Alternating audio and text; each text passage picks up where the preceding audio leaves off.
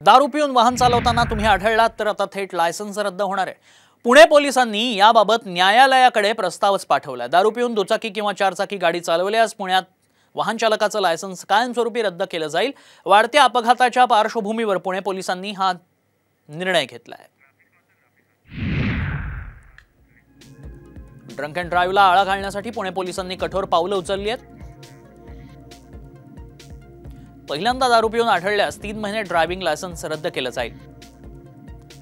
तोच गुन्हा पुन्हा केल्यास 6 महिने लायसन्स रद्द केलं जाईल आणि तिसऱ्या वेळी कायमचं स्वरूपी लायसन्स रद्द करण्यात येईल।